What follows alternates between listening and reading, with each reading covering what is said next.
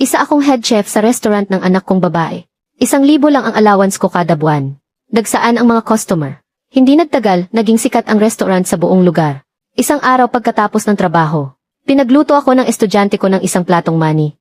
Nang makita iyon ng manugang ko, sumama ang mukha niya. Ipinaliwanag ko, na galing sa sariling bulsa ng estudyante ko ang pambili. Pwede niyong tingnan sa kiki. Bless you. Araw-gabi kang nagbabantay. Pero mahirap pala bantayan ang magnanakaw na nasa loob ng bahay. Paborito kasi iyan ni Papa. Isang platong mani lang naman ang kinain niya. Wala naman siyang ibang kinain. Reklamo naman ng balay ko sa tabi. Hindi pwedeng ganyan ang sinasabi mo. Maliit lang ang negosyo natin. Kakayanin ba natin ang ganitong patikim-tikim? Isa pa, kung ngayon mani lang ang kinukuha. Bukas baka pera na ang nanakawin. Nagpakasal ka sa pamilya namin. Kaya dapat isipin mo kung anong makakabuti sa amin. Kung hindi talaga kaya, palitan na lang ang chef. Alanganing tumingin sa akin ang anak ko. Pa, bakit hindi ka na lang humingi ng pasensya sa kanila? Para matapos na itong maliit na issue. Nang makita kong kahit siya ay hindi naniniwala sa sarili niyang ama. Sa galit ko, ibinagsak ko ang aking chopsticks. Ayoko na. Sige, sundin mo yung biyenan mo, magpalit na kayo ng chef. Nang makita niyang ibinagsak ko ang chopsticks. At tinanggal ang chef's hat ko. Nakita ko ang paninisi sa mga mata ng anak kong si Shen Qingming. Pa, kailangan mo ba talagang pahirapan ako? Pwede bang ako naman ang isipin mo kahit saglit? Muling nanlamig ang puso ko. Ako, na isang state banquet head chef. Nagtitiyaga sa maliit na lugar na ito, at tumatanggap lang ng 1,000 allowance kada buwan. Ayaw nilang gumamit ng magagandang gulay, karne at mga sangkap. Kaya ako pa ang nag-aabono araw-araw para makabili. Gumagastos ako ng mahigit 10,000 kada buwan. Pati ang allowance ng apprentice ko. Ako ang gumagastos. Dahil masyadong mababa ang sahod. Noong nakaraan, sabay-sabay pang nag-aklas ang ilang katulong sa kusina at assistant ko. Ako pa ang palihim na nagbigay ng pera para lang maayos sila. Hindi pa ba pag-aalala sa kanya yon? Mumuso lang ang manugang kong si Jiang Zhu. Ikaw na nga itong nagkamali. Hindi mo pa matanggap na masabihan ng kaunti. Bakit parang lalo kang nagiging ulyanin? Nga. Dahil lang sa ilang salita, basta ka na lang aayaw sa trabaho. Kailangan ba talaga, pwede bang magkaroon ka naman ng kahit konting responsibilidad? Alam na alam niyang mahal ang mga chef sa labas. Kahit sa maliit na probinsya, ang pasimula ay nasa 7 hanggang 8,000 kada buwan.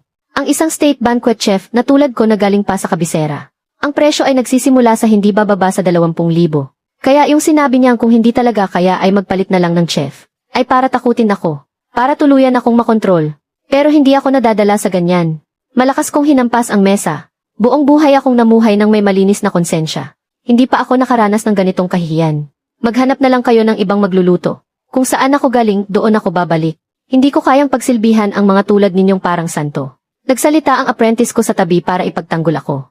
Laging turo sa akin ni Master na huwag kumuha ng kahit anong gamit sa restaurant. Kaya sarili kong pera ang ginamit ko para bumili ng money. Kung hindi kayo naniniwala, tingnan ninyo ang kiki. Pero pagkatapos niyang magsalita, tinitigan siya ng masama ni Jiang Zhu. Sino ka para magsalita dito? Hindi ba't sinasamantala niyo lang nasira ang kiki?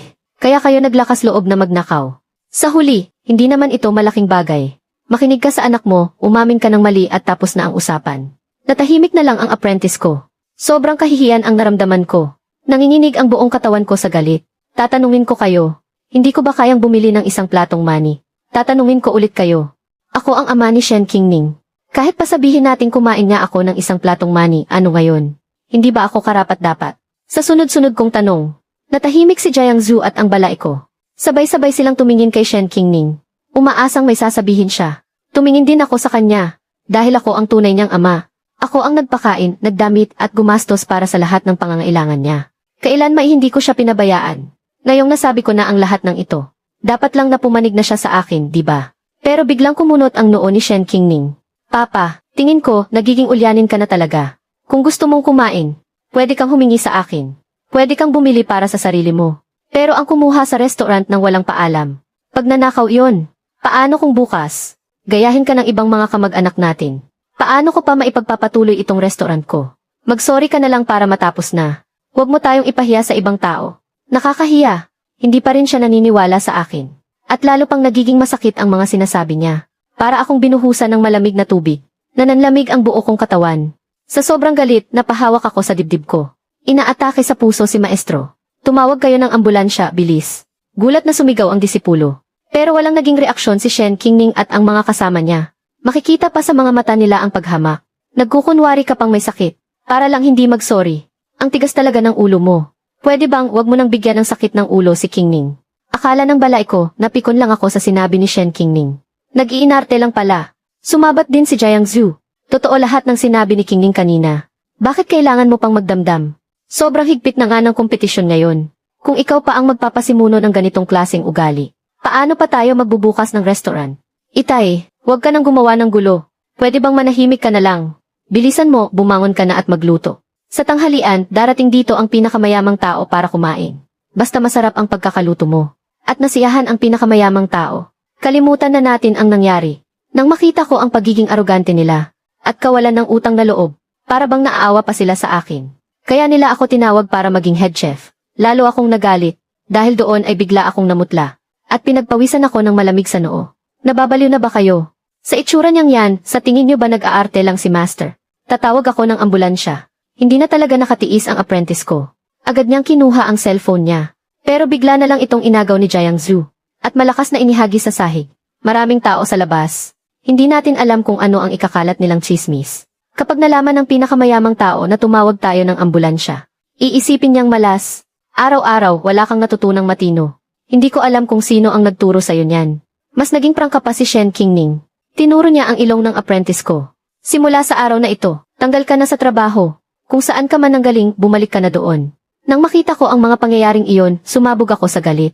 Sa isang iglap, sinumpong ako ng matinding galit, at bigla na lang akong hinimatay. Nang magising akong muli, nasa ospital na ako.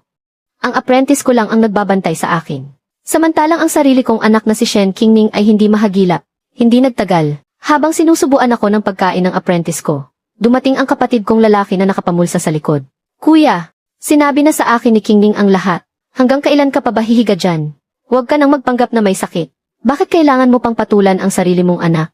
Tutal tayong mga matatanda. Ginagawa naman natin ang lahat para sa mga bata. Ngayon itong ginagawa mo ay hindi tama. Akala ko dumating siya para damayan ako. Dahil mula pagkabata, lahat ng masasarap na pagkain at inumin ay ipinapaubaya ko sa kanya. Nang maglaon, nabaon siya sa utang sa sugal. Ako ang tumulong sa kanyang magbayad. At dahil mag-isa lang siya sa buhay, natakot akong baka magutom siya. Kaya palagi ko siyang pinapadalhan ng pagkain. Dapat sana'y alam niya kung anong klaseng tao ako. Pero lingid sa kaalaman ko, sa pagbuka pa lang ng bibig niya, puro paninisi rin pala ang lalabas. Inis akong sumagot. Hindi ako nagpapanggap. Hindi mo ba nakikitang nakadextrose ako? At may mga tubo pang nakakabit sa akin. Tiate, akala mo ba hindi kita kilala? Mula pagkabata, tuso ka na. Lahat ng iyan ay peke. Umuso ang kapatid ko. Dati akala ko masaya at maayos ang pamilya mo. Hindi ko akalain na sira-sira din pala. May bahid ng saya sa kanyang mga mata dahil sa aking sinapit. Alam ko na, muli na namang nagkamali ako ng pinagkatiwalaan.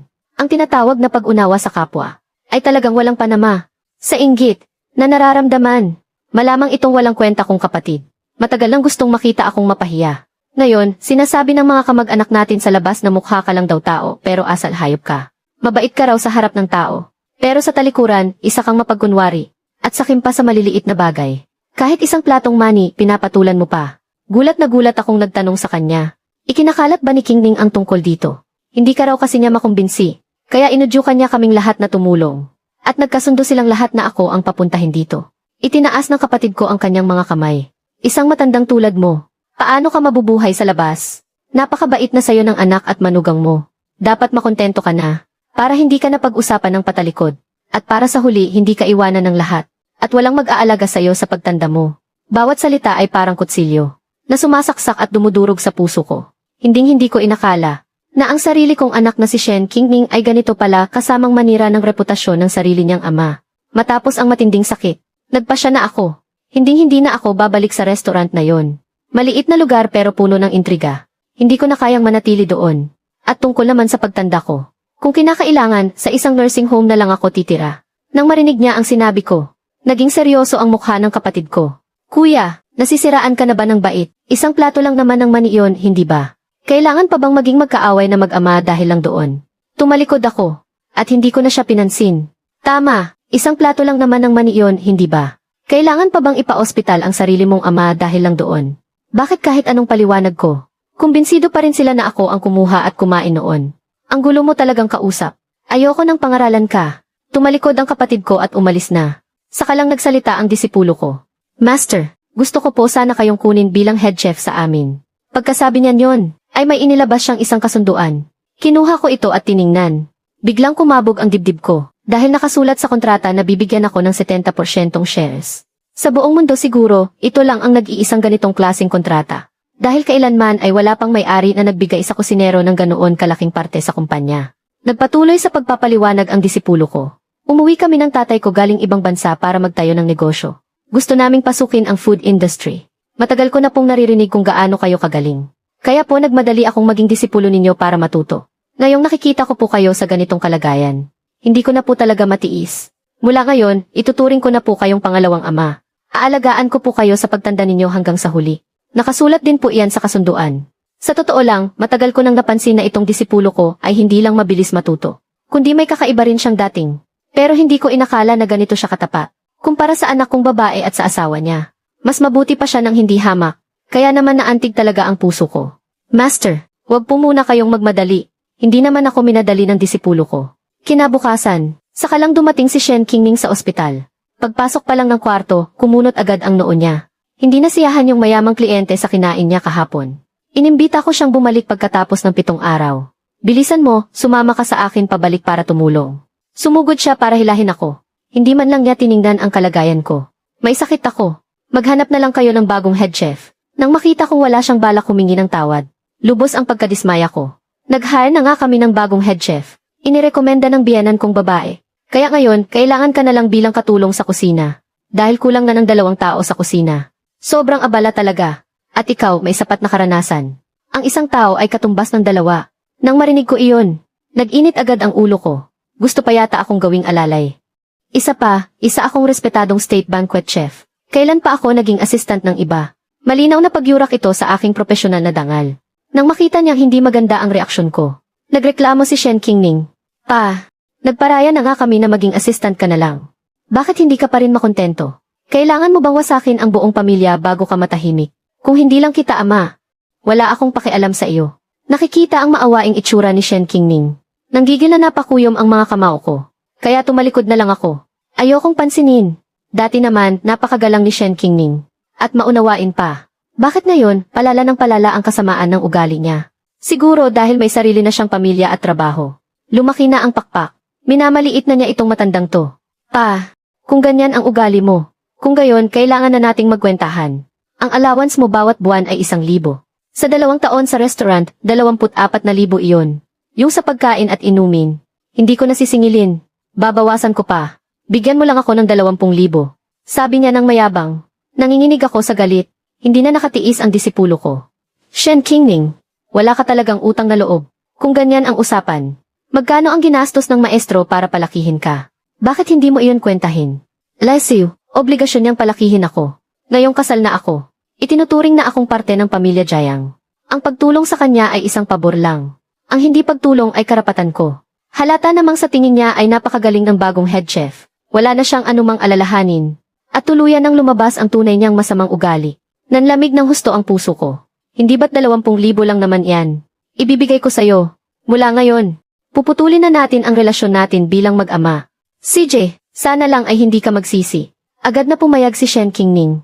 Pagkatapos i-transfer ang pera, agad na tumalikod at umalis si Shen Qingning. Habang lalo kong iniisip, lalo akong nanlulumo. Hindi ko mapigilang umubo ng umubo. Nagsimula na namang mag-alarma ang aparato sa tabi ko. Nagmamadaling tumawag ng doktor ang katulong ko. Saka lang na-stabilize ang kondisyon ko. Kasabay nito, in-add ako ng ilang tao mula sa kusina sa isang maliit na group chat. At nagpadala sila ng isang video. Sa video, nakangiting ibinabalita ni Shen Qingning kina Jiang Zhu at sabihanan niya ang magandang balita. Nakita ko siyang malakas at maliksi. Halatang halata na nagkukunwari lang siyang may sakit para ma-blackmail tayo. Halos umabot sa langit ang ngiti ni Shen Qingning. Para siyang isang tusong soro na nagtagumpay sa plano. Hindi mo maipinta ang saya niya. Sobrang sama ng pakiramdam ko. Muling kumirot ang puso ko. Ang galing mo, mahal. Sa pagkakataong ito, kailangan lang nating galingan sa paghahanda para sa pinakamayamang tao. At makukuha na natin ang 5 milyong investment. Sa hinaharap, dadagsain tayo ng mga sikat na tao mula sa iba't ibang larangan. Imposibleng hindi tayo kumita ng malaki. Unang-una, nag-thumbs up ang biyanan niya kay Shen Qingning. Pagkatapos ay tinapik niya ang kanyang dibdib at nangako. Huwag kayong mag-alala, yung chef na kinuha ko, kilalang kilala ko. Siguradong hindi yan kumukupit. At marunong siyang magluto ng kahit anong putahe. Siguradong masisiyahan ang pinakamayamang tao. Nang makita kong masayang-masaya ang pamilya nila, wala na akong pag-asa sa kanila. Magaling na disipulo. Yung bagay na sinabi mo dati, pumapayag ako, mahina ang boses ko, pero desidido. Pagkarinig ng disipulo, agad siyang lumuhod sa harapan ko. Ninong, mula ngayon, magiging mabuti po akong anak sa inyo. Kung hindi, tamaan man ako ng kidlat.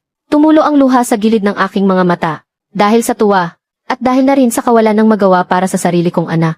Pagkalipas ng 7 araw, dumating sa tamang oras ang pinakamayaman sa restaurant ni Shen Qingning. Sa pangunguna ng bagong head chef, sunod-sunod na inihain ang mababangong putahe. Sip-sip na binigyan ni Jiang Zhu ng alak ang pinakamayaman. Pinakamayaman, tikman niyo po. Sigurado po akong magugustuhan niyo ito ngayon. Nagkatinginan sina Shen Qingning at ang biyenan. Halos malaglag ang panga nila sa kakatawa. Ang nasa isip nila ay ang pagtira sa mansyon balang araw, magkaroon ng sariling yete, at magsuot ng iba't ibang designer bags na pinapangarap nila. Kumuha ng 1 piraso ng dongpo pork ang pinakamayaman at isinubo ito. Pero sa sumunod na segundo, iniluwan niya ito. Napakalansa, at saka, hindi man lang nalinis ng maayos ang balahibo ng baboy. Sina Shen Qingning, Jiang Zhu at ang biyenan na kanina inakangiti ay sabay-sabay na natigilan. Pinakatitigan nilang 3 ang piraso ng karne. At nakita ngang may isang maliit na balahibo ng baboy. Agad na namutla ang kanilang mga mukha. Unang nakabawi si Shen Qingning. Ito, nagkakamali rin naman po ang tao. Tikman niyo po ang iba. Halimbawa, itong steamed sea bass. Specialty po namin yan. Siguradong babagay sa panlasa niyo. Kumuha ng 1 piraso ng isda ang pinakamayaman habang nakasimangot at isinubo ito. At agad niya itong iniluwa ulit. Hinampas niya ang mesa sa galit. Anong klaseng basura to? Binigyan ko kayo ng 7 araw. Tapos ganitong kalokohan lang ang ihahanda niyo para sa akin. Amoy panis na yung isda. Gusto niyo ba akong lasunin? Sunod-sunod ang kanyang sinabi. At pinagsabihan ng masasakit na salita ang 3. Lahat sila ay pinagpawisan ng malamig sa noo. Muling naglakas loob magsalita si Shen Qingning. Ang dami pa pong pagkain. Sigurado pong may magugustuhan kayo. Nga po. Kalma lang po kayo. Uminom po muna kayo ng alak. Ang biyanan pa mismo ang nag-abot ng baso. Pero lalong nanlamig ang tingin ng pinakamayaman.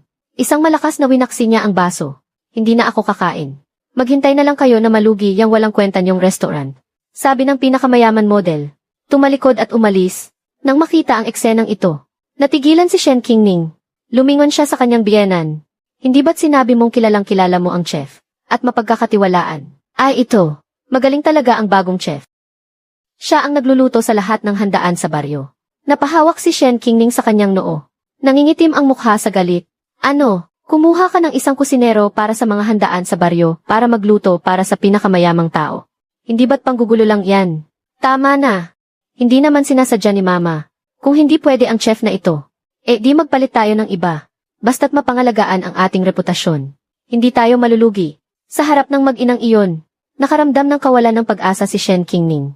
Katulad ng naramdaman ko noon. Kasasakay pa lang ng pinakamayamang tao sa kotse. Nang makatanggap siya ng tawag mula sa isang matalik na kaibigan. Sa wakas, nalaman ko na kung bakit napakapangit ng lasa ng pagkain sa restaurant na yon. Dahil binuli at pinaalis ang kanilang head chef. Nasa bagong bukas siyang Zhang's restaurant ngayon. Pumunta ka na rito at tikman mo. Hindi nag-atubili ang pinakamayamang tao. Dumiretso siya sa restaurant na binuksan ng disipulo ko. Ang unang inihain na ulam ay sabaw ng bok choy at tokwa. Tiyak na maikukumpara ito sa bird's nest soup. Ito ang pinakamasarap na sabaw na natikman ko. Walang tigil sa pagrerekomenda ang kanyang kaibigan. Talaga bang ganoon kasarap? Bahagyang natigilan ang pinakamayamang tao. May pag-aalinlangan. Kumuha siya ng 1 kutsara at isinubo ito. Agad na nanlaki ang kanyang mga mata. Kumuha siya agad ng 1 buong mangkok. Hindi na siya nakapagsalita pa. Yumuko na lang siya at walang tigil na humigo. Sumunod ang 2 mangkok. 3 mangkok. Kahit 2 lang sila sa hapagkainan. Mabilis nilang naubos ang 1 buong mangkok ng sabaw. Habang nilalasap ng pinakamayamang tao ang lasa, itinaas niya ang kanyang hinlalaki at sinabing, napakasarap. Nananatili ang orihinal na lasa ng mga sangkap. At may kaunting halimuyak pa.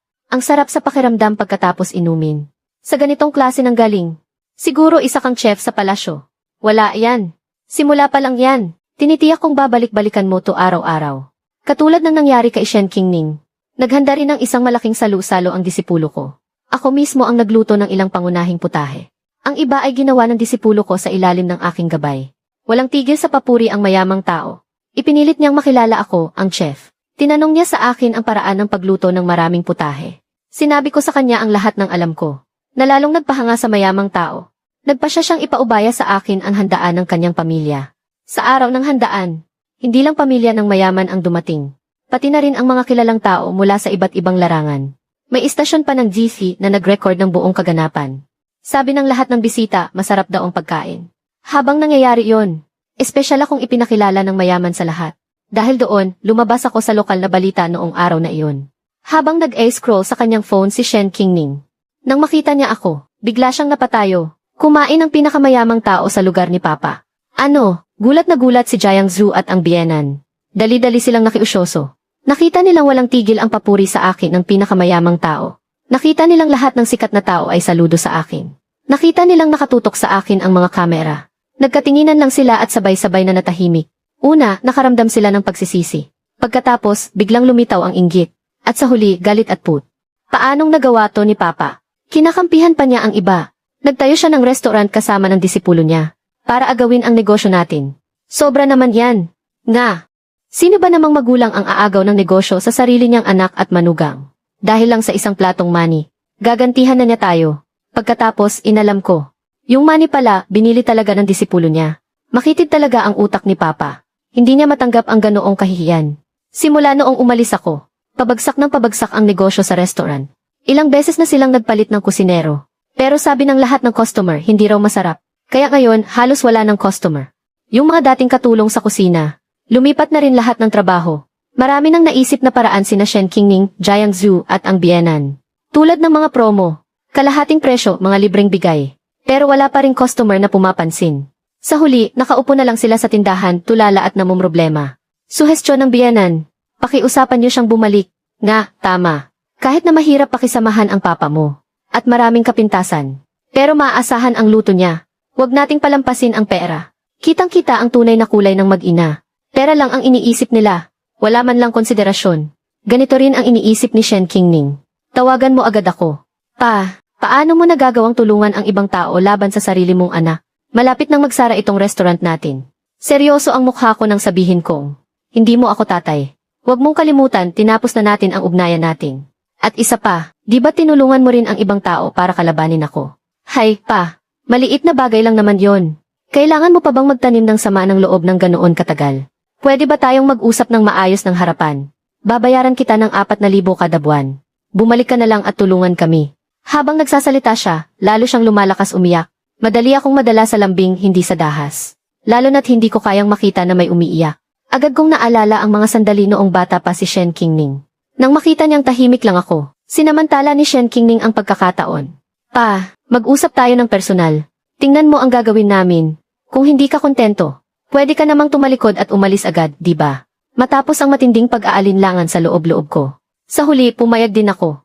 Nagkasundo kaming magkita mamayang 9:00 ng gabi. At sinabihan ko na rin ng maaga ang disipulo ko. Inakala kong tututol siya. Pero wala siyang anumang pagtutol.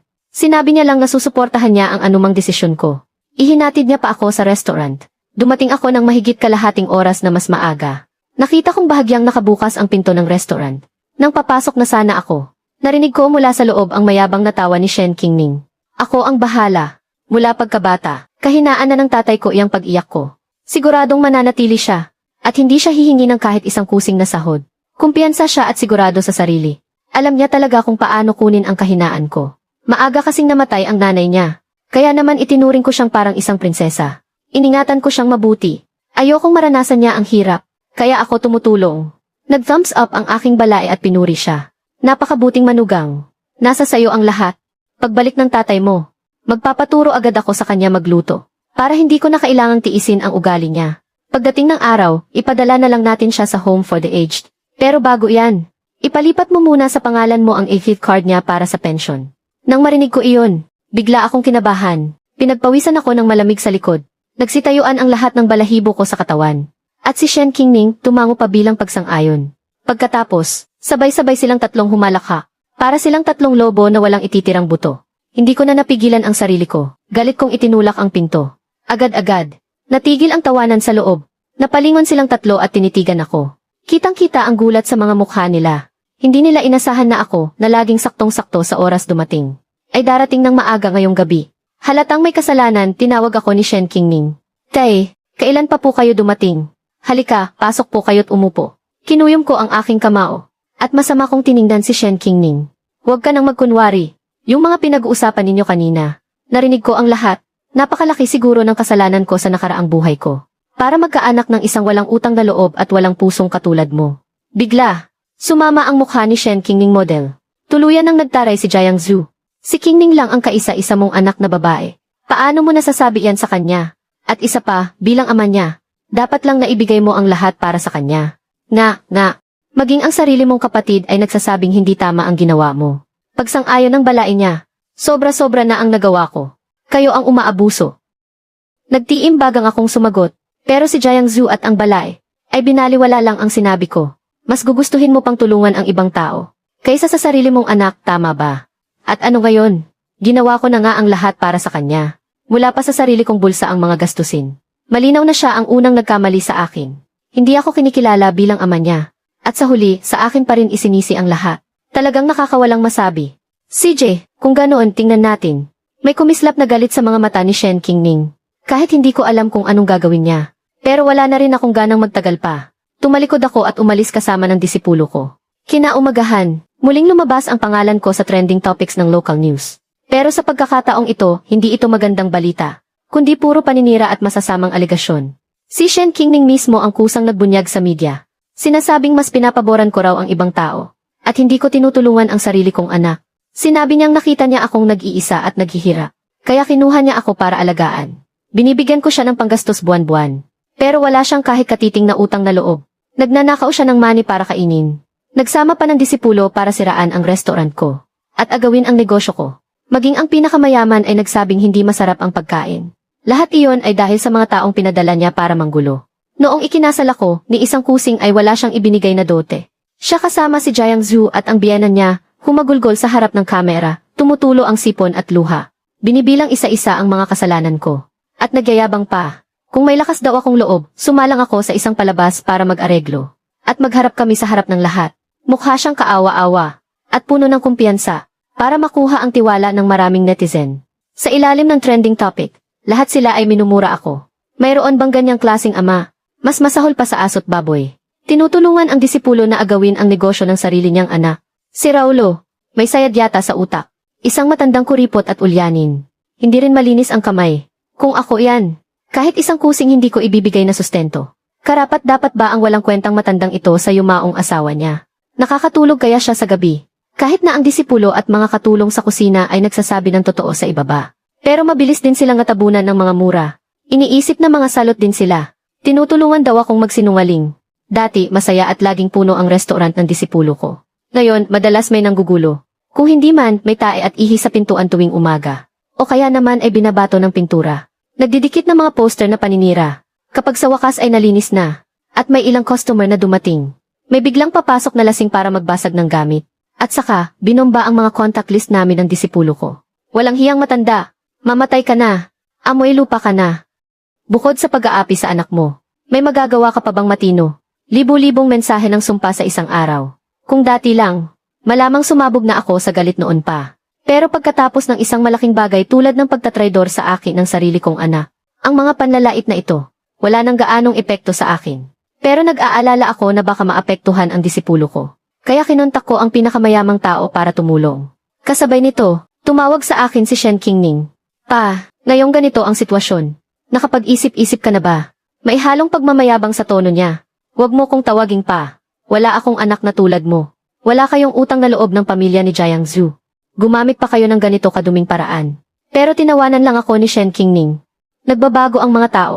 Ayokong maging talunan na tulad mo habang buhay. Magsalita ka na. Susuko ka ba o hindi? Lalo siyang naging mapilit at arogante. Ito na ang huling pagkakataon. Kailangan mo lang humingi ng tawad sa lahat. Tapos bumalik ka bilang chef namin. Papatawarin ka na namin. Bawat salita niya ay tila ba obligasyon ko. Na para bang dapat lang niya akong utus-utusan. Manigas ka. Iyon ang malamig kong sagot. At ibinaba ang tawag. Agad naman akong nakatanggap ng mensahe mula kay Shen Qingning. Pa, ikaw ang pumilit sa akin dito. 10 segundo lang. Binawi niya ulit ito. Takot na mag-iwan ng ebidensya. Agad ko siyang binlock at dinelete. Nag-leave agad si Shen Qingning. Para ipagpatuloy ang paninira sa akin online. Umabot ng higit 1 milyon ang nanonood. Palaging nasa trending ang pangalan ko. Lalong tumindi ang pambabatikos. Marami pa ang nag-report sa akin. Ilang beses sa isang araw bumisita ang business permit at fire department. Gusto na ring mag-leave ng disipulo ko para gumanti. Pero pinigilan ko siya, dahil may mas maganda akong paraan. Hindi nagtagal, dumating mismo ang pinakamayamang tao sa restaurant. Chef Shen, nabalitaan ko na ang nangyari sa'yo. Ang sama talaga ng mga yon. Kitang-kita na gusto kanilang ipahamak. May maitutulong ba ako? Sabihin mo lang, dahil gusto ni na Shen Qingning na makipagkomprontasyon ako sa variety show. Sige, pupunta ako. Pero bago yon kailangan kong maghanda. Sana po ay matulungan ninyo kaming mag-imbestiga ng ilang bagay. Sinulat ko ang lahat sa papel. Ibinigay sa pinakamayamang tao. Nangako ang pinakamayamang tao na tatapusin niya ito sa loob ng 2 araw. Pagkatapos noon, doon ko lang hinayaan ang disipulo ko na mag-live stream para i-anunsyo ang pagsali sa show at harapin si Shen Qingning sa harap ng lahat. Nang malaman ito, nagumpisa ng mag-iiyak at mag-iskandalo si Shen Qingning. Naman niya ang lahat ng katusuhan ng biyenan niya. At muli niyang nakuha ang simpatsya ng mga netizen. Ang kapal talaga ng mukha ng matandang to. Ang tigas pa rin ng mukha hanggang ngayon. Makikipagkomprontasyon pa sa anak niya sa show. Hindi man lang nahiya. Habang tumatanda lalong nagiging bastos. Bumuhos ang masasakit na salita. Pero hindi ako sumasagot, at hindi rin ako nagpakita. Hanggang sa araw na nagsimula ang show. Doon lang ako nagpakita sa venue ng show. Nakita ako ni Jiang Zhu. At unang nagsalita, "Dad, pamilya naman tayong lahat. Bakit niyo pa po kailangang umabot sa ganito? Ang ipahamak kami. Ano po bang mapapala ninyo dyan?" Sa harap ng audience, nagsimula siyang magpo at opo sa akin. Dati ang gamit niya lang. "Ikaw, ang galing talagang magpanggap." Nagsalita na rin ang balai ko. "Ang tanda-tanda na. Bakit pa kailangang gumawa ng gulo? Halos buong buhay na tayong nabubuhay. Hindi ba't para lang naman sa ikabubuti ng mga anak natin?" Ang mag-ama hindi nagtatanim ng sama ng loob. Basta't handa kang humingi ng tawad. Kalimutan na natin ang nakaraan. Tumango si Shen Qingning. "Pa, mamuhay na lang tayo ng payapa. Pwede ba?" May halong pagmamakaawa ang kanyang boses habang umiiyak. Pinuri sila ng lahat dahil sa pagiging makatwiran. Inaasahan nilang sa pagkakataong ito ay bibigay na ako. Pero nanatili akong malamig, at diretsyong umupo sa kabilang panig nila. Kasunod nito ang sunod-sunod na mga paninisi. Kesyo ulyanin na raw ako, at hindi marunong makontento sa kung anong meron ako. Hindi na rin umimik pa ang tatlo ni na Shen Qingning. Umupo na silang lahat. Nagsimula na ang programa. Diretsahan akong tinanong ng host, "Ang mga akusasyon sa iyo ni Miss Shen, totoo ba lahat ng iyon?" Pawang kasinungalingan lang ang lahat. May ebidensya ako. Nang marinig nila ang lakas ng boses ko, at puno ng kumpiyansa, biglang tumahimik ang lahat. Iyong isang platong mani. Binili iyon sa labas at niluto ng disipulo ko. Nakuha sa kikilis ng tindahan ng pancake at supermarket sa kabilang kalye. Pwede ring magpatunay ang mga empleyado ng supermarket. Pagkasabi ko nyon, umilaw ang malaking screen sa studio. At lumabas ang 2 video mula sa kiki. Iyon mismo ang eksena kung saan bumibili ng mani ang disipulo ko pabalik sa restaurant. At hindi lang iyon. Pati mantika at asin, siya mismo ang bumili. Sabay-sabay na napatingin ang lahat sa tatlo ni na Shen Qingning. Nawala na ang mga ngiti sa kanilang mga mukha. At namutla sila. Hindi nila sukat akalain na makakahanap ako ng kuha sa kiki. Gayong ang akala nila ay naayos na nila ang lahat. Ang hindi nila alam, isang banta lang ng pulis mula sa pinakamayaman ay sapat na para sirain sila. Nang matauhan si Jiang Zhu, agad siyang nagdahilan. "Kahit na naloko kami, pero hindi naman pwedeng dahil lang sa maliit na bagay na ito, ay gipitin niyo kami ng ganito." Sunod-sunod na tumango ang kanyang balay. "Kung ako yan, hindi ako makikipagsabuatan sa iba para agawin ang negosyo ng sarili kong anak. Dad, ang relasyon ba nating mag-ama ay hindi kayang lampasan itong maliit na hindi pagkakaunawaan." Sumang-ayon ang lahat, nga, kahit mabangis na tigre hindi kinakain ang sariling anak. Sobra naman ang tatay na to. Dahil lang sa isang platong mani, kailangan pa bang paiyakin ng ganito ang sariling anak? Masyado siyang mapaghiganti. Siguradong napakahirap ng pagkabata ni Shen Qingning. Nang makita nilang pumanig sa kanila ang lahat, nakahinga ng maluwag ang tatlo, at agad silang napangiti. Pero sa sumunod na segundo, pumasok sa studio ang apprentice at ang mga katulong sa kusina. Nagsisinungaling sila. Sila ang laging pumipilit kay Master na umamin sa pagkakamali at humingi ng tawad. Walang silbi ang kahit anong paliwanag namin ni Master. "Tama. Pwede kaming lahat tumestigo." Pagkasabi nila nito, may lumabas na namang video sa malaking screen. Iyon mismo ang eksena kung saan ako ginigipit nilang tatlo.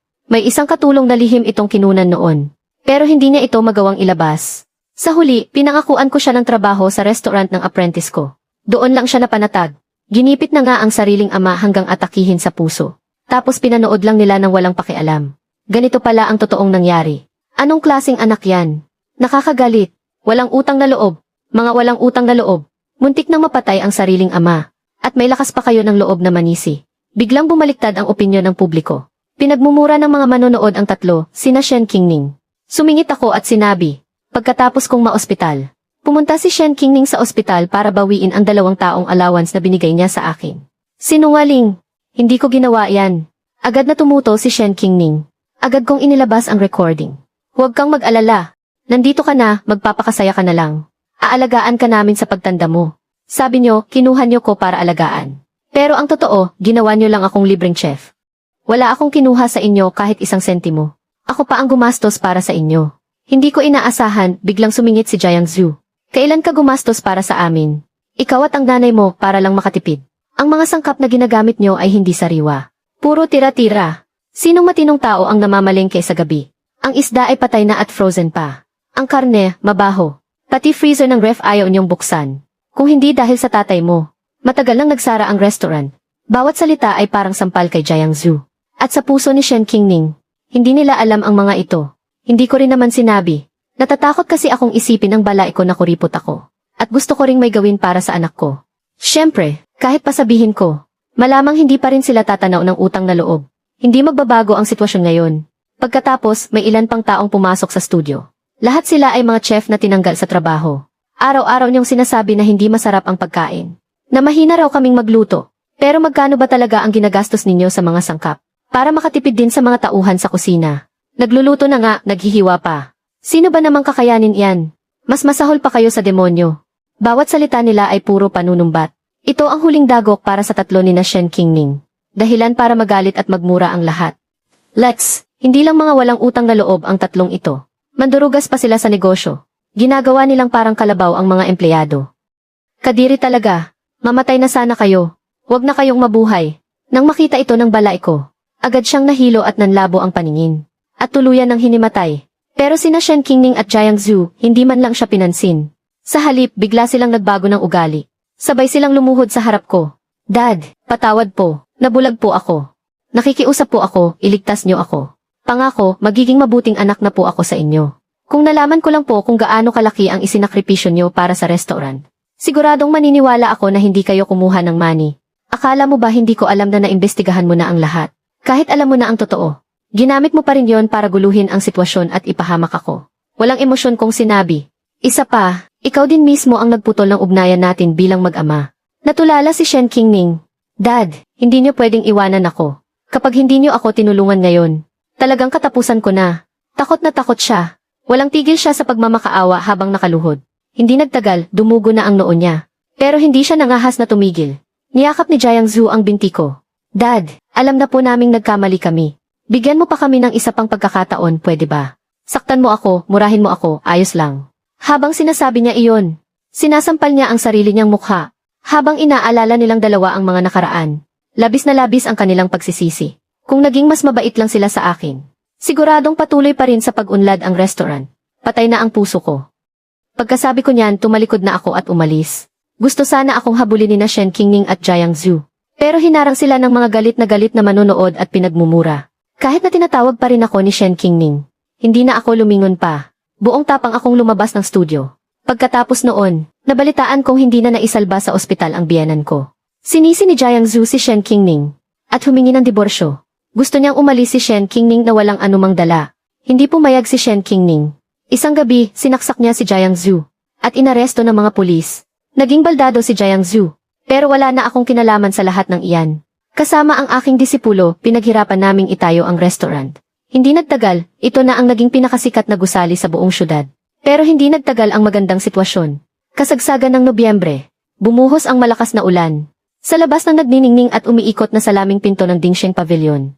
Ang 8 taong gulang na si Jiang Xiaoyu ay basang-basa. Ay matigas na nakaluhod sa malamig na tubig baha. Parehong nakataas ang kanyang mga kamay, hawak ang isang karton na basa na ng ulan. Nakasulat dito sa pulang pintura ang mga nakakagulat na salita. Lolo, bigyan niyo po kami ng pag-asa para mabuhay. Mamamatay na sa gutom ang apo ninyo.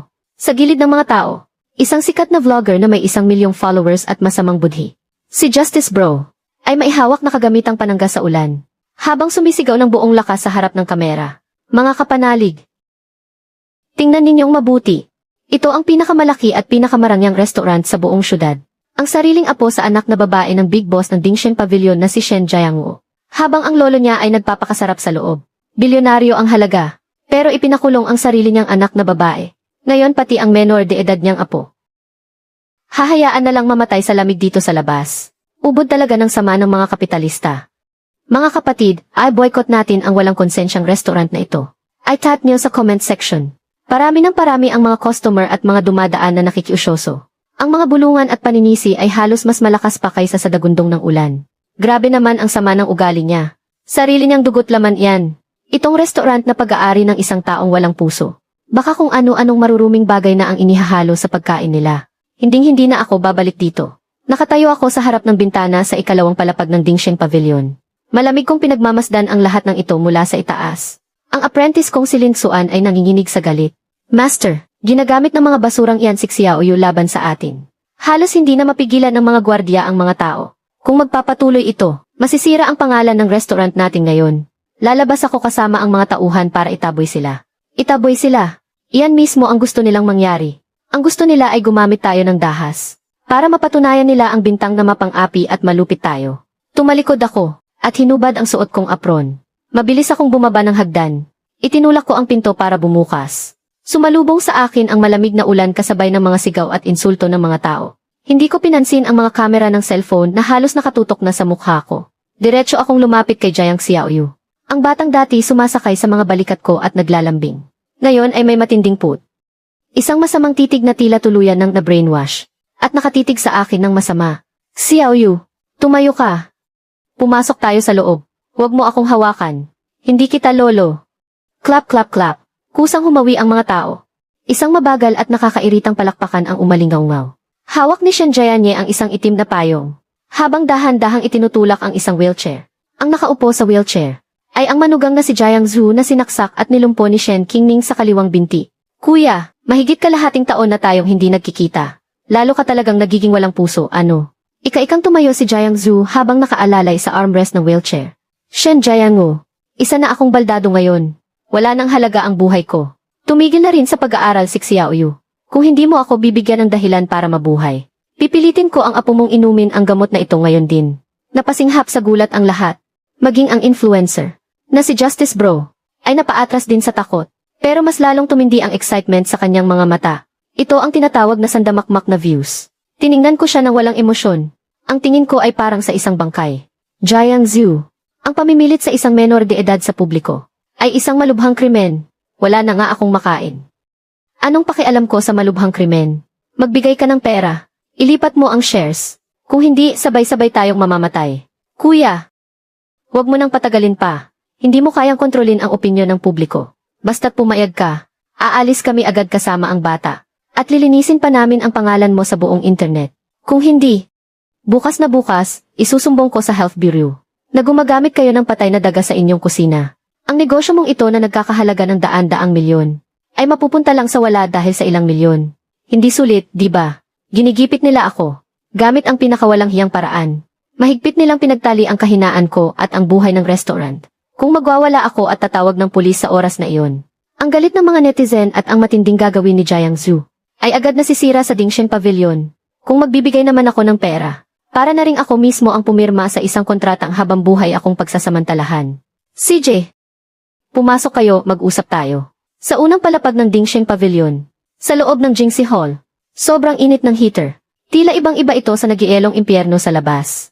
Si Xiaoyu ay binalutan ng makapal na tuyong tuwalya at binigyan ng isang mangkok ng mainit na salabat. Pero nakasiksik pa rin siya sa isang sulok na parang isang maingat na batang lobo. Pagpasok ni Shen Jianye at Jiang Zhu sa kwarto, walang pakundangan silang umupo sa pwesto ng pandangal. Ang kanilang mga mata ay sakim na nilibot ang mga sikat na painting at mga antigo sa display cabinet. Nakaupo ako sa punong upuan. Malamig na tinitingnan ang dalawang hamak na ito. Sabihin niyo ang presyo niyo. Magkano ba talaga ang gusto ninyo? Para tuluyan na kayong maglaho. Diretsahan. Gusto ko ang posisyon bilang purchasing director ng restaurant. Dagdagan mo pa ng 30% shares. Magkapatid naman tayo sa dugo. Dapat sa pamilya lang napupunta ang biyaya. Sumunod si Jiang Zhu habang tinatapik ang braso ng kanyang wheelchair. May itsurang mabangis. Si Xiaoyu ay dugot laman ng pamilyang Shen. Maglabas ka pa ng 3 milyong cash para ipagamot ang mga binti ko. At para sa education fund ni Xiaoyu. Bukod pa riyan, ang bayad sa influencer sa labas ay 500,000. Ikaw rin ang magbabayad niyan. Sa kabuuan, 3,500,000 cash. Kasama ang shares. At kalimutan na natin ang lahat ng ito. Kulang na kahit isang kusing. Bukas, luluhod ulit si Xiaoyu. Ang mga mata ni Lin Xuan na nakatayo sa likod ko ay nag-aapoy sa galit. Akma na siyang sumigaw sa galit. Pinigilan ko agad siya.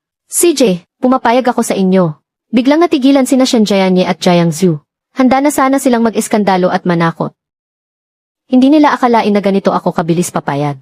Pero nasa restaurant tayo. At wala akong ganoong kalaking cash dito. Ang paglipat ng shares ay kailangan din ng abogado para gumawa ng kontrata. Bukas, alas 10 ng umaga. Dito pa rin sa lobby ng restaurant na ito. Magpapatawag ako ng press conference na naka-live sa buong internet. Sa harap ng lahat ng media at netizens. Ang cashier's check at share transfer agreement na hinihingi ninyo. Ibibigay ko sa inyo ng walang kulang ni isang kusing. Pero bago yan, kailangang maiwan ni Xiaoyu dito para kumain ng busog. Walang problema, may isang salita ang boss. Takot na takot si Shen Jianye na magbago ang isip ko. Kaya naman atat na atat niyang hinila si Jiang Zhu palabas. Ni hindi man lang niya sinulyapan si Jiang Xiaoyu na nakasiksik sa isang sulok. Sa sandaling nagsara ang pinto, tuluyan nang sumabog si Ling Xuan. Ninong, nababaliw ka na ba? Yang mga vampirang yan, humihingi ng 4 na milyon ngayon. Bukas, 40 milyon na ang hihingin yan. Ibibigay nyo na lang basta-basta ang pinaghirapan nyo sa buong buhay nyo sa mga basurang yan. Hindi ko siya sinagot. Sa halip, tahimik akong lumapit sa may rosewood flower stand sa sulok ng kwarto. Mula sa isang tagong bahagi ng paso. Kinuha ko ang isang high-definition micro-audio video recording device na may mahinang pulang ilaw na kumikislap. Suan, bata ka pa talaga. Sa pakikipaglaban sa mga demonyo, walang silbi kung sa dilim ka lang atake. Inihagis ko ang device kay Lin Xuan. Kitang-kita ang pagbabanta sa mga mata ko. CJ, kontakin mo ang pinakamayamang tao sa bansa. Hiramin mo lahat ng media company na pag-aari niya. Bukas, gagawa ako ng isang tunay na paghukom. Samantala, dahil sa pangarap na magkakaroon siya ng 10 milyong yaman, tuluyan nang nabulag sa kasakiman si Shen Jianye at gumawa ng pinakamalaking pagkakamali sa buhay niya. Hating gabi ng araw na iyon, inisip niya na sa susunod na araw, isa na siyang malaking shareholder. Kailangan niyang magpakitang gilas at kumita agad ng pera. Nagdala siya ng 20,000 piso na cash at pinuntahan ang pinakamalaking seafood supplier ng Dingshen Pavilion, si Mang Wang. Boss Wang, bukas, kalahati na ng restaurant na to ay sa akin na. Mula ngayon, ako na ang bahala sa pagbili ng seafood. Yung mga sariwa at Class A na sea cucumber at abalon na sinisupply mo sa Dingshen Pavilion. Palitan mo lahat ng Class C na frozen at patay na seafood. Paghahatian natin ang kikitain. Pagkalipas ng kalahating oras, nagmamaneho ng truck si Mang Wang at dumiretso sa kusina ng Dingshen Pavilion. Inilapag niya ang 20,000 piso at isang voice recorder. Nang malakas sa ibabaw ng lamesa ko. Boss Shen. Noong malugi ako. Ikaw ang tumulong sa akin. Itong kapatid mong gago. Gustong mandaya sa mga sangkap. Para sirain ang pangalan mo. Hinding-hindi ako papayad. Kunin mo tong recording. Pabagsakin mo ang tarantado na yan. Hawak ko ang voice recorder. At napangisi ako ng malamig. Pangingikil. Sa napakalaking halaga. Pamimilit sa menor de edad at panunuhol sa negosyo. Kumpleto na ang 3 sentensya niya. Kinaumagahan, alas 10 ng umaga. Sa main hall ng Dingshen Pavilion. Inihanda ito bilang venue para sa isang napakalaking press conference. Sa tulong ng pinakamayamang tao sa bansa, ang mga kamera ng 12 ng malalaking media outlet ay nakatutok sa entablado. Milyon-milyong netizen ang pumasok sa live stream para panoorin akong walang konsensyang kapitalista. Kung paano ako yuyuko at hihingi ng tawad. Malakas na itinulak pa bukas ang pinto. Itinutulak ni Shen Jianye si Jiang Zhu. Hawak sa kamay si Xiaoyu, kasama ang mayabang na influencer. Si Justice Bro at 2 abogado. Mayabang silang pumasok. Para bang nakikita na nila ang nagliliparang pera. Kuya, handa na ba ang kontrata? Sa harap ng lahat ng netizen sa buong bansa, pirmahan mo na agad.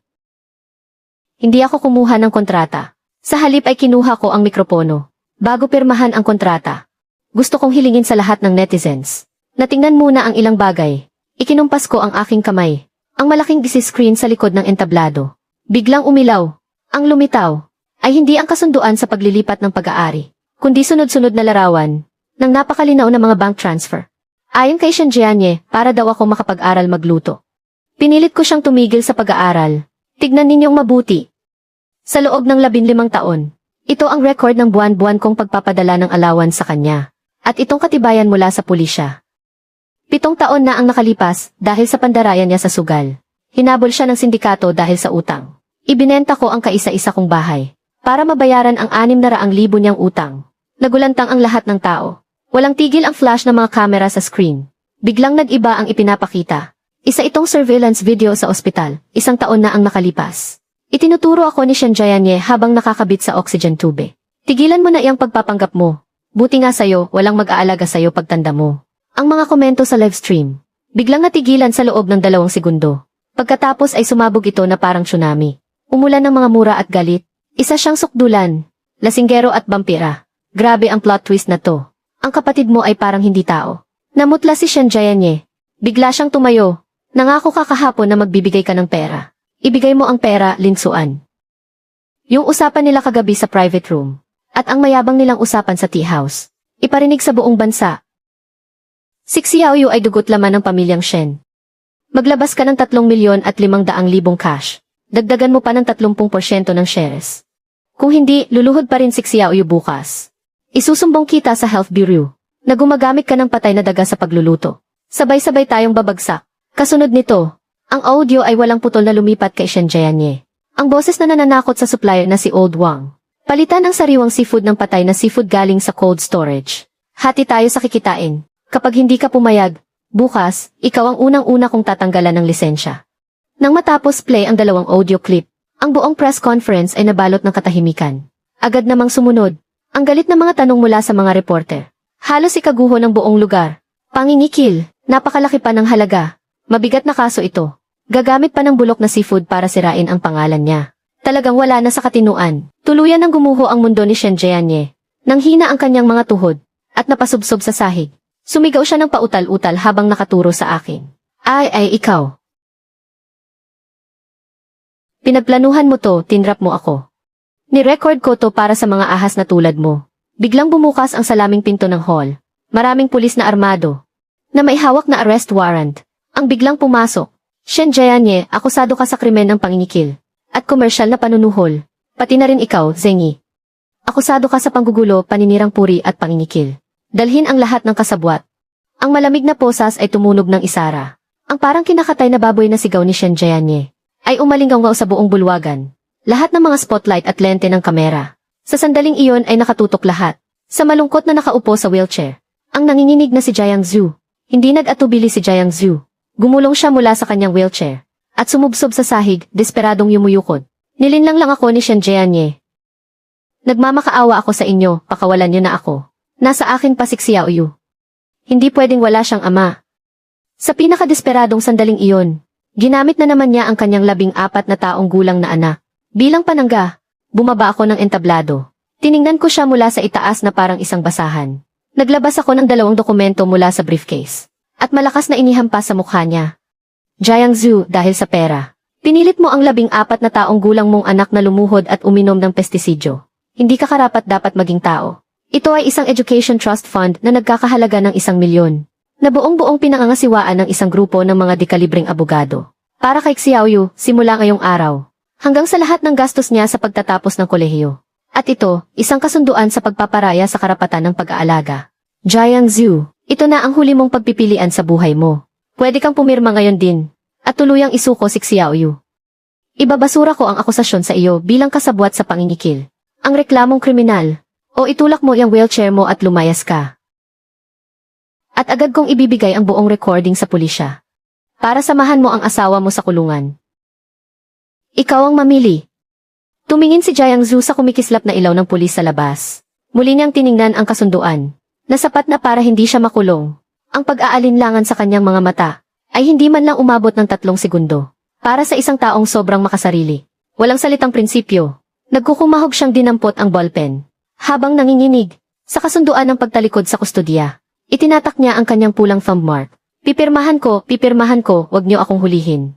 Nang maitatak na ang thumb mark, si Jiang Xiaoyu na kanina pa nakatayo sa gilid, ay humagulgol na parang isang sugatang hayop, tay para lang hindi ka makulong. Ibinenta mo ako. Hindi ba't sabi mo bibigyan mo ako ng magandang buhay? Ayaw mo na sa akin. Hindi magawang tingnan ni Jiang Zhu ang kanyang anak sa mata. Malakas niyang itinulak si Xiaoyu. Gamit ang 2 kamay, desperado niyang pinaandar ang wheelchair. Na parang asong bahag ang buntot. Mabilis siyang tumakas palabas ng pinto sa gilid. Ang 14 na taong gulang na binatilyo ay bumagsak sa sahig. Habang pinagmamasdan ang papalayong likod ng kanyang ama, humagulgol siya ng malakas. ang mga kaisipang itinuro sa kanya mula pagkabata. Sa sandaling ito, ay winasak ko sa pinakamabagsik at pinakamadugong paraan. Tuluyang dinurog, lumapit ako sa kanya, at inabutan siya ng tissue. Tapos ka na bang umiyak? Kung tapos ka na, tumayo ka. Inilabas ng lolo mo ang katotohanan ngayon. Hindi para sirain ka, kundi para ayahon ka mula sa putikan. Ang perang ito ang iyong malinis na kinabukasan. Hindi ako umaasa na magiging magalang ka sa akin. Sana lang pagpunta mo sa boarding school, mamuhay ka ng may dignidad. Huwag kang tutulad sa mga magulang mong basura. Matapos linisin ang mga traidor sa loob at mga kaaway sa labas. Ganap na naging alamat sa mundo ng mga restaurant sa buong syudad. Ang pang-araw-araw na kita ay tumaas ng 3 beses. Kung gusto mo sa pinakamataas na Emperor Suite, at mag-order ng isang set menu na ako mismo ang gumawa, kailangan mo pang magpa-reserve 3 buwan ng mas maaga. Akala ko ang restaurant ay pumasok na sa isang matatag na panahon ng kasikatan. Pero nakalimutan ko, kapag ang isang cake ay naglalabas ng sapat na nakakatakam na amoy, hindi lang mga langaw ang naaakit nito, kundi pati na rin ang mga totoong buhaya na uhaw sa dugo. Tanghali ng araw na iyon, 3 sasakyan na may magkakasunod na plaka, mga itim na stretched may batch. Sa sobrang yabang, humarang sa mismong pangunahing pasukan ng Dingsheng Pavilion. Diretsong hinarangan ang daanan ng mga bisita. Pagkatapos, isang lalaking nakasuot ng custom-made na suit. Nakaslick back ang buhok, na may mga matang matalas na parang agila. Isang lalaking nasa katanghalian ang edad, na napapaligiran ng isang grupo ng mga abogado at assistant. Pumasok sa lobby ng restaurant. Hindi niya pinansin ang tingin ng kahit sino. Dumiretso siya sa exclusive elevator papunta sa mga suite sa itaas. Sir, hindi po bukas para sa publiko ang top floor. Pribadong lugar po iyon. Hindi po kayo pwedeng pumasok. Pipigilan na sana siya ni Manager Zhao, ang front desk manager. Pero bigla siyang hinawakan ng 2 bodyguard, at walang pakundangang itinulak sa isang tabi. Nakatanggap ako ng tawag sa internal phone mula sa kusina. Agad akong pumunta sa itaas kasama ang apprentice kong si Lin Xuan. Nang itulak namin para buksan ang Emperor Suite. Ang mabigat na pinto nitong gawa sa purple sandalwood. Yung lalaking nasa katanghalian ang edad, ay nakatalikod sa amin, magkahawak ang mga kamay sa likod. Nakatayo sa harap ng malaking floor-to-ceiling window. Nang marinig niya ang ingay, humarap ang lalaki.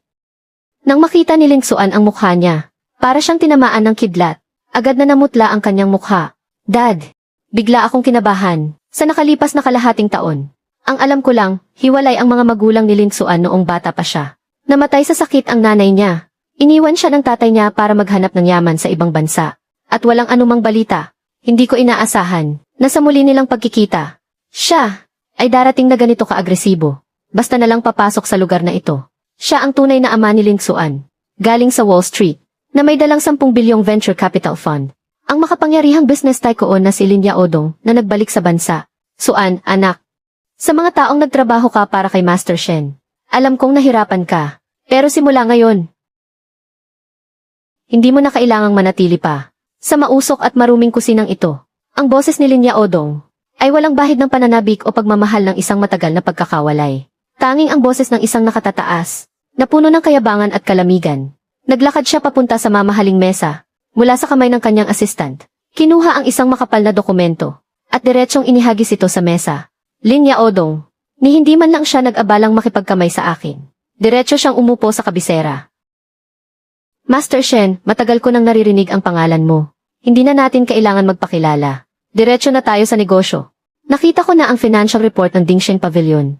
Pwede na ang profit margin ninyo. Pero masyadong mabagal ang paglago. Kalahating taon na. Pero iisang branch pa lang ang meron kayo. Isang malaking aksaya. Sa pagbalik ko sa bansa, nagtatag ako ng isang 10 bilyong pisong pondo para sa food and beverage. Interesado ako sa brand value ng Dingsheng Je. Tingnan mo itong panukala para sa pagbili. Hindi ko tiningnan ang dokumentong iyan. Malamig lang siyang tinitigan nito. Lin, hindi ka po sa pondo ang Dingsheng Je. At hindi rin namin planong ibenta ito. Wala sa'yo ang desisyon. Ngumiti si Lin Yaodong. Puno ng pangungutya ang kanyang ngiti. Master Shen, isa kang magaling na chef. Pero hindi ka isang mahusay na negosyante. Alam mo ba, kung bakit ngayon lang ako nakipagkita sa'yo? Dahil itong nakaraang linggo. Sa presyong mas mataas ng 30%. Mula sa orihinal na may-ari ng gusaling ito. Binili ko na ang buong karapatan sa pagmamay-ari ng gusali. Ibig sabihin, ako na ngayon ang landlord mo. Ang kontrata ng paupa sa restaurant ninyo ay matatapos sa loob ng 3 buwan. Kapag hindi ko ito ni-renew, ang Dingsheng Je ay kailangang mag-impake at umalis bukas na bukas din. Ito ang tunay na paggiba mula sa pundasyon. Ang pagyurak ng kapitalismo. Walang pakialam yan sa pakikisama. O sa anumang patakaran.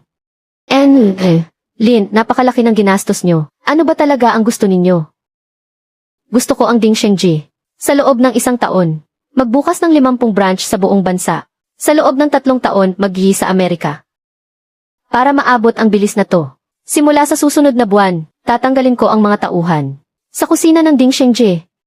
Nabili ko na ang pinakamodernong central kitchen sa bansa at ang production line ng mga robot na nagluluto. Sa hinaharap, ang Ding Shengji ay gagamit na lang ng mga standardized na pre-cooked meal at mga makinang magluluto. Wala ng chef, wala ng tao. Sagarin ang tubo. Kahit gaano pa kagaling ang pagluluto mo, ilang lamesa lang ba ang kaya mong lutuan sa isang araw? Ang makina, kayang magluto para sa 1,000 lamesa sa isang araw. Shen Jiangwo, hawak mo ang 70% ng shares. Sobra-sobra yan. Hindi karapat-dapat ang isang kusinero na tumanggap ng ganyan kalaki. Nakasulat sa kontrata, ibababa ang shares mo sa 5%. Bibigyan kita ng 50 milyong cash. Mag-empek ka na agad at umuwi para magretiro. Bago pa man ako makapagsalita, tuluyan ng sumabog sa galit si Lin Xuan. Namumula ang mga mata niya. Sumugod siya sa harap ni Lin Yaodong at ibinalibag ang proposal na iyon sa sahig. Ang pangalan ng Dingsheng Pavilion ay pinaghirapan ng ninong ko sa bawat hiwa at sandok. Hinulma sa tamang apoy at dugot pawis. Tapos gagamit kayo ng mga nakabalot lang sa plastic, puno ng preservatives, at mga pre-made meal na may artificial na pampalasa para lokohin ang mga customer. Sinisira niyo ang pangalan natin. Iniinsulto niyo ang salitang state banquet. Gago. Hinampas ni Lin Yaodong ang lamesa at tumayo. Kasunod ay isang malutong na sampal na tumama ng buong lakas sa mukha ni Lin Xuan. Umalingaw-ngaw ang malutong na tunog ng sampal sa loob ng private room. Kapag pera na ang usapan, basura lang ang talento. Ang anak ko. Magiging isang kusinerong amoy mantika at usok. Yan ang tunay na insulto. Inihanda ko na ang isang magandang kinabukasan para sa iyo. Pero ayaw mong kunin. Nagpipilit kang manatili sa tabi ng matigas ang ulong matandang yan. Tiningnan ko si Lin Yaodong. Ang mga tingin ko ay parang isang napakalalim na balon. Walang galit, tanging matinding kalamigan lang. Itinabi ko ang ashtray ng tabako sa mesa. Mr. Lin, ambisyoso ang proposal mo. Pero ako si Shen Jiangwo, at walang lugar sa kusina ko ang kahit isang pakete ng preserbatibo. Mga nakakahong pagkain. Gusto mong ipakain sa mga customer mo ang basurang pang-industriya. Lumayas ka, magtayo ka ng sarili mong fast food restaurant. Sa kusina ng Ding Shengji, hindi papayagang makapasok ang mga makina. Shen Jiangwo, ayaw mo pala sa santong dasalan. Gusto mo sa santong paspasan. Maniwala ka man o hindi, puputulan ko kayo ng kuryente ngayon din. Para mapilitan kayong magsara agad. Sige, subukan mo. Pero sa oras na pilitin mong sirain ang kontrata, haharapin mo ang napakalaking multa at ang galit ng buong internet. Nanliit ang mga mata ni Lin Yaodong. Melin, dahil masyado kang naniniwala sa mga makina at sa pera mo, bakit hindi mo subukang makipagpustahan sa matandang ito? Isang pusta, paano? Pagkatapos ng 7 araw, dito mismo sa lobby ng Ding Shengji. Gamitin mo ang central kitchen mo at ang mga robot para magluto ng kalahati. Gagamitin ko ang mga kamay ko at isang kawali para lutuin ang isa pang kalahati. Mag-imbita tayo ng 100 pinakamahuhusay na food critic sa syudad. Mga sikat na foodies. Kasama ang pinakamayamang tao at ang media. Para sa isang live blind test. Kapag natalo ako, lahat ng shares na nakapangalan sa akin ay ibibigay ko sa iyo ng libre. Akong si Shen Jiangwo ay aalis na walang-wala at tatalikuran ko na ang mundo ng pagluluto. Pero kapag natalo ang mga makina mo, kapag ako ang natalo, ang titulo ng building na ito ay ibibigay ko kay Lin Xuan ng libre. Agad akong babalik sa ibang bansa. At hindi na ako makikialam sa mga gawain ng Ding Shengji. Sobrang yabang ni Lin Yaodong. Walang alinlangan niyang tinanggap ang pusta. Shen Jiangwo, ipapakita ko sa'yo kung gaano katawa-tawa ang lakas ng tao. Kumpara sa teknolohiya at pera, si Lin Yaodong kasama ang kanyang mga tauhan ay mayabang na umalis. Ninong, masyado po kayong naging padalos-dalos. Nasa kanya ang pinakamodernong intelligent cooking at temperature control system. Walang mintis kahit 1 minuto o segundo. Para sa atin na magluto para sa 500 tao sa isang araw. Hindi talaga kakayanin ang ating lakas at pagod. Xuan ang pagluluto ay tungkol sa puso at dedikasyon. Tungkol sa kaluluwa. Ito ang pagmamahal na ibinubuhos ng chef sa bawat sangkap. Ang mga bagay na ito ay hindi matututunan ng mga malamig na makina at mga robot. Ihanda mo na ang mga sangkap. Sa loob ng 7 araw na ito, gagawa ako ng isang tunay na sabaw na panghandaan ng mga hari. Ipapaalam ko sa kanya na ang 5,000 taong pamana ng sining ng pagluluto ng China ay hindi mabibili ng kakarampot niyang pera. Sa sumunod na 7 araw, ang kusina ng Dingxing Pavilion ay pumasok sa pinakamataas na antas ng paghahanda. Ang esensya ng isang piging pang-estado ay nakasalalay lahat sa sabaw, kung sa mang-aawit ay ang kanyang boses. Sa kusinero na mai ang kanyang sabaw, para sa isang blind test sa piging para sa 1,000 tao, gamit ang sukdulang sarap, para durugin ang artipisyal na pampalasa ng makina. Kailangan kong ilabas ang isang obra maestra na panghandaan ng mga hari. Malapot na sabaw, malinaw na sabaw at gatas na sabaw ng isda. Ako mismo ang pumili ng mga manok na mahigit 3 taong gulang. Mga inahing manok at primera klaseng tadyang. Buto ng hamon at pinatuyong scallops. Inilagay sa isang higanting tansong kaldero. Pinakulo ng husto sa malakas na apoy. At dahan-dahang nilaga sa mahinang apoy. Sa loob ng 3 araw at 3 gabi, walang tulog at walang pahinga akong nagbantay sa harap ng kalan. Tinitiyak kong tama lang ang apoy. Walang tigil sa pagtanggal ng mga latak. Pagsapit ng 5 araw, ito na ang pinakamahalagang bahagi, ang paglilinis ng sabaw. Tinadad ko ng pinong-pino ang dibdib ng manok. 3 beses ko itong inilagay sa kumukulong sabaw. Ang tinadad na karne ay parang isang pinong lambat. Ang lahat ng dumi sa sabaw ay sinipsip nito hanggang sa luminis. Ang dating malabong sabaw ay milagrong naging kasing linaw ng tubig. Kitang-kita ang ilalim. Pero sa sandaling buksan ang takip ng kaldero, ang napakabango at napakalinamnam na amoy ay kayang pangingigin ang iyong kaluluwa. Ang sabaw na ito ang alas ko.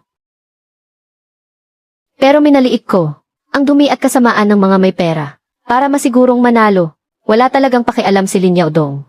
Sa tinatawag na patas na laban, 6 na araw, 3:00 ng madaling araw. Tahimik na tahimik ang buong kusina. Nagpapahinga na ang lahat, tanging ang napakalinaw na sabaw sa tansong kaldero. Ang nananatiling mainit sa mahinang apoy. Dahan-dahang bumukas ang pinto sa likod ng kusina. Isang anino ang palihim na pumasok. Siya si Xiao Chen, isang katulong sa kusina. Noong nakaraang buwan, dahil sa pagkalulong niya sa online na sugal, nagkautang siya ng 300,000 sa online loan. At halos magpakamatay na dahil sa paniningil sa kanya. Hinanap siya ng assistant ni Lin Yaodong. At binayaran nito ng buo ang kanyang utang. Pinangakuan pa siya ng karagdagang 500,000 piso. Iisa lang ang kondisyon. Si Xiao Chen ay nanginginig na lumapit sa tansong kaldero. Mula sa loob ng damit niya, ay may kinuha siyang isang itim na plastic bag. Ang laman nito ay 1 buong kilo ng chemical na pampabula na may industrial hydrochloric acid. Ibuhos lang ito. Ang kalderong ito ng pinakamasarap na sabaw na pinakuluan sa loob ng 6 na araw at 6 na gabi, ay agad na magiging isang kaldero ng nakapandidiring tubig na mailason. Nagtiimbagang si Xiao Chen. Ipinikit ang kanyang mga mata. Itinaas niya ang takip ng kaldero. At ang buong supot ng kemikal na pulbos ay ibinuhos niyang lahat sa loob. Agad na natunaw ang pulbos sa tubig. Hindi man lang nagbago ang kulay nito. Dahil sa konsensya, isinara ni Xiao Chen ang takip. At tumakas mula sa kusina na parang isang daga. Pero hindi niya napansin na sa likod ng mga blade ng exhaust fan ng kusina, isang maliit na pulang tuldok ang kumikislap ng malamig. Pagkalipas ng 7 araw, sa banquet hall ng Dingxing Pavilion na para sa 1,000 tao, napakaliwanag ng mga ilaw. Para itong isang larangan ng digmaan na walang usok ng pulbura. Sa mismong lugar, hinati sa dalawa ng isang malaking screen. Isang daang pinakamahihigpit na food critic ng lungsod, mga batikang food expert, at iba pang mahahalagang bisita tulad ng pinakamayamang tao sa lungsod. Ang nakaupo sa hanay ng mga hurado. Ang mga live camera mula sa lahat ng malalaking online platform ay nakatutok sa bawat sulok ng pasukan ng kusina. Sa kaliwang bahagi ng screen, naroon ang malaking pinagkagastusan ni Lin Yaodong. Isang kusina ng hinaharap, sa loob ng isang selyado at steril na glass room. Walang mga chef, kundi 6 na makinang nagkakahalaga ng 10 milyon. Na mga robotic arm na umuugong habang gumagana. Ang mga pre-made na pagkain mula sa cold storage. At mga food pack ay otomatikong binubuksan. Isang temperature control system na may eksaktong paglalagay ng sangkap. Sa ilalim ng isang nakaprogram na sistema, ang mekanikal na naggigisa. Sa kanang bahagi ng screen, ay ang tradisyonal na kusinang pinamumunuan namin ni Lin Xuan. Naglalagablab ang apoy mula sa mga kalan. Sunod-sunod ang kalampagan ng mga kawali. Tagaktak ang pawis ng mga kusinero. Nag-umapaw sa sobrang sigla. At buhay. Shen Jiangwo, may oras ka pang sumuko. Si Lin Yaodong, suot ang kanyang malinis na suit. Nakatayo sa labas ng glass room. Sumisigaw sa akin gamit ang mikropono. Ang pagkain ay para sa tao. Kung walang puso ng tao, pagkain lang yan ng hayop. Opisyal nang nagsisimula ang laban. Ang unang putahe, humba.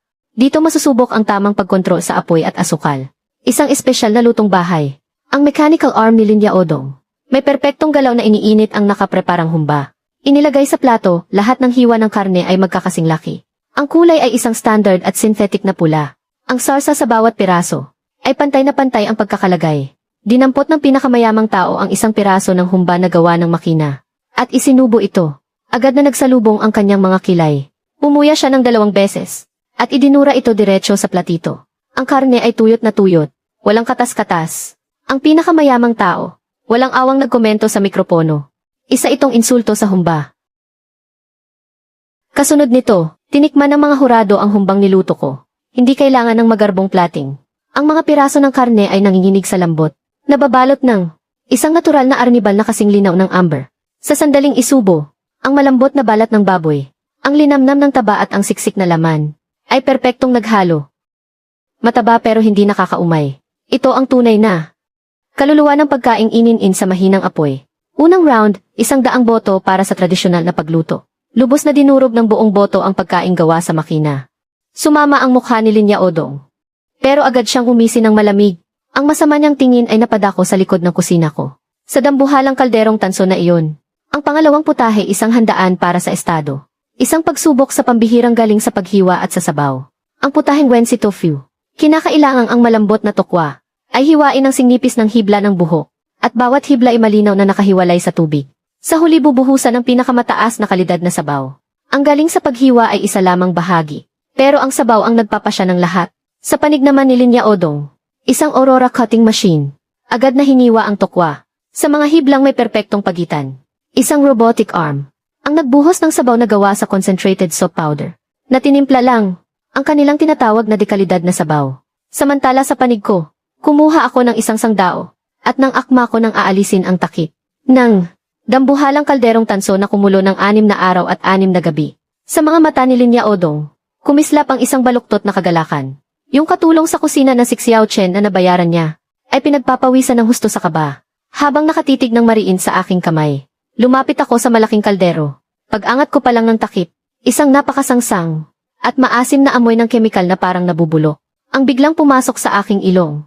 Biglang natigilan ang kamay ko. Para sa isang chef na 40 taon nang babad sa kusina para sa mga handaan ng estado. Kahit isang butil lang ng asin ang sumobra sa sabaw, malalaman ko agad sa amoy. Paano pa kaya kung dinagdagan ito ng sangkaterbang basurang pang-industriya? Tumingala ako at malamig silang tiningnan.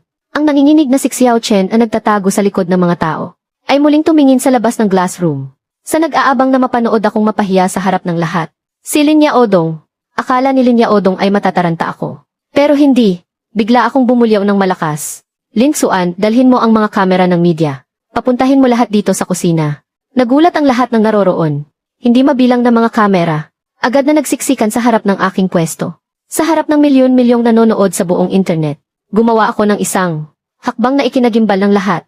Ginamit ko ang 2 kamay para buhatin ang kalderong may bigat na ilang 10 kilo, na naglalaman ng premium na sabaw na pinakuluan sa loob ng 6 na araw at 6 na gabi. Diretso akong naglakad papunta sa drain ng kusina. Sa isang pihit ng aking kamay, buhos, isang buong kaldero ng kontaminadong premium na sabaw, na parang talon, ay ibinuhos ko sa drain sa harap ng lahat.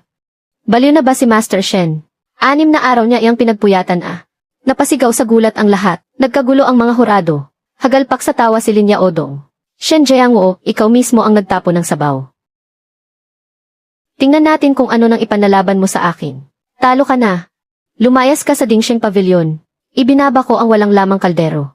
Dahan-dahan, at mahinahon akong naglakad papunta sa nakatagong compartment sa ilalim ng aking lamesa. Inilabas ko ang susi, at binuksan ang tansong kandado. Mula roon ay inilabas ko ang isang hindi kapansin-pansin. At medyo lumanang, malaking termos na pangmilitar. Boss Lin. Hindi kaya masyadong maaga para magdiwang ka. Nang makita ang termos na iyon, agad na nanlambot ang mga binti ng katulong sa kusina na si Xiao Chen. At diretso siyang napalumpasay sa sahig. Binuksan ko ang takip ng termos. Isang mayaman at malinamnam, na purong-purong amoy ng sabaw na pang state banquet. Ang biglang bumalot sa buong kusina. Umabot pa hanggang sa pwesto ng mga hurado sa hall. Napatayo ang mga hurado dahil sa bango. Sabay-sabay silang nagsitayo. Diyos ko, hindi ko mapigilan ang paglalaway ko. Hawak ko ang mahabang sandok, at ipinapakita sa harap ng kamera. Ang laman ng dermos na sobrang linaw, pero napakabango at malinamnam na totoong sabaw.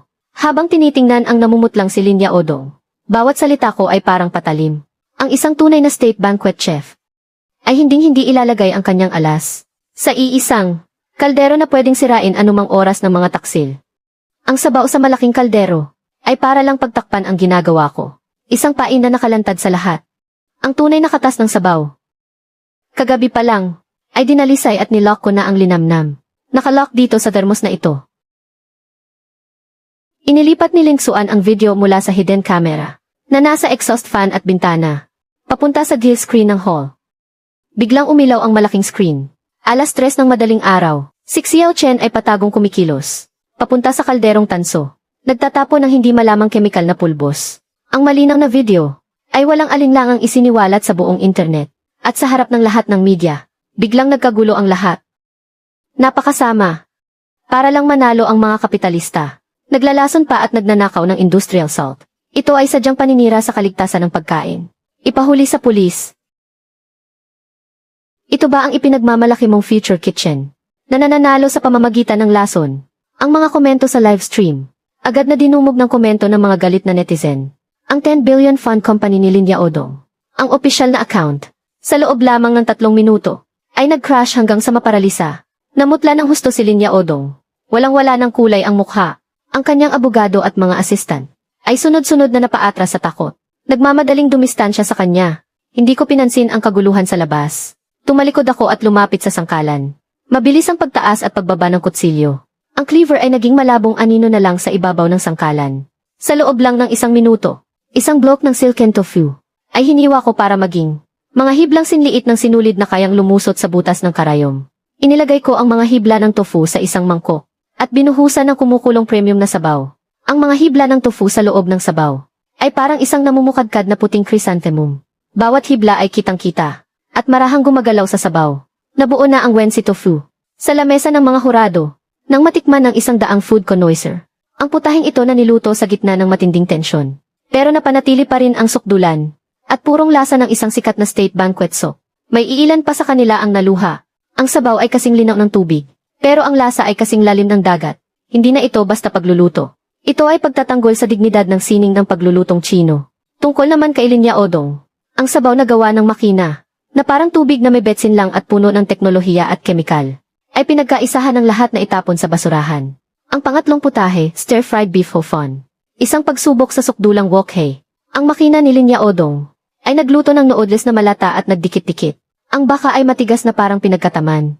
Ang init pagkaluto ay hindi man lang tumagal ang 2 minuto. Ay mabilis na nawawala. Pero ako, isang kamay lang ang ginamit para buhatin ang 15 kilos na kawaling bakal. Humahagibis ang apoy. Agad sumirit sa 200 degree ang temperatura ng mantika. Inilagay ang baka. Kinulong ang katas ng karne. Nagliparan ang mga rice noodle. At hinding-hindi dumidikit sa kawali. Ang mga huling patak ng toyo ay pinatulo mula sa gilid ng kawali, na agad nagpalabas ng samyo ng init at pagkakaluto na tumatagos hanggang utak. Isinalin sa plato at inihain. Kumuha ng 1 subo ang hurado. Napakalambot at nag-uumapaw sa katas ang baka. Sa bawat hibla ng noodle, ay pantay na nababalot ng maningning na mantikang kulay amber. Pero wala kang makikita sa ilalim ng plato. Kahit katiting na sobrang mantika. 3 round, 3 panalo, 300 boto laban sa 0. Ito ang sining ng kamay ng tao. Laban sa walang kaluluwang assembly line ng mga kapitalista. Isang epikong pagdurog. Pinunasan ko ang aking mga kamay. Sa gitna ng dumadagundong na palakpakan ng lahat. At pagtayo para magbigay pugay. Nagmartsa ako papunta. Sa harap ng kwartong nababalutan ng salamin. Tinitigan ko siya sa kabila ng salamin. Nawala ng kulay ang mukha. Na para bang bigla siyang tumanda. Nang 10 taon, si Lin Yaodong. President Lin, kayang baguhin ng teknolohiya ang buhay. Pero hinding-hindi nito mababago ang puso ng tao. Walang shortcut sa pagluluto. Sa pustahan, dapat marunong kang tumanggap ng pagkatalo. Kaya ngayon, pirmahan mo ang papeles para sa libreng paglipat ng titulo ng gusali. At dalhin mo ang mga basurang galing sa pabrika mo. At lumayas ka sa Dingshin Pavilion ko. Namumula ang mga mata ni Lin Yaodong. Tinitigan niya ako ng matalim. At saka tumingin sa nakatayo sa likuran ko. Na may determinadong ekspresyon sa mukha. Natuluyan ng pinuputol ang ugnayan sa kanya. Ang tunay na anak na si Ling Xuan. Isa pa rin siyang negosyante. Nahaharap sa matibay na ebidensya mula sa live stream sa buong internet. At sa nag-aalab na galit ng publiko. Kung hindi niya agad tatanggapin ang pagkalugi para pakalmahin ang sitwasyon. Ang pondo niyang nagkakahalaga ng 10 bilyon. Sa pagbubukas ng merkado kinabukasan ng umaga, ay makararanas ng mapaminsalang pagbebenta Nanginginig ang kamay ni Linya Odong habang binubuksan ang salaming pinto. Sa ilalim ng flash ng hindi mabilang na mga kamera, puno ng kahihiyan sa property transfer document, pinirmahan niya ang kanyang pangalan. Nagdingit-ngit sa galit na ibinagsak ni Linya Odong ang balpen. Shen Jiangu, ang lupit mo. Hindi na kita ihahatid. Dinala ni Linya Odong ang kanyang mga bodyguard at kagamitan. At parang basang sisiw na tumakas mula sa Dingshin Pavilion. Yung katulong sa kusina na si Xiao Chen na naglason, ay direktang kinuha ng mga dumating na pulis para simulan ang investigasyon. Ang krisis ng Dingshin Pavilion, muli sa isang paraang napakalakas, ay buong puwersa kong dinurog. Tinitingnan ko itong hawak ko. Isang gusaling nagkakahalaga ng daan-daang milyon. Ang titulo ng pag-aari. Agad kong iniabot kay Lingsuan na nasa likod ko. Ninong! Iho, huwag kang umiyak. Simula ngayon. Tayo, hindi na tayo magpapaapi kahit kanino paman. Itatayo natin ang Dingshin Pavilion sa buong bansa.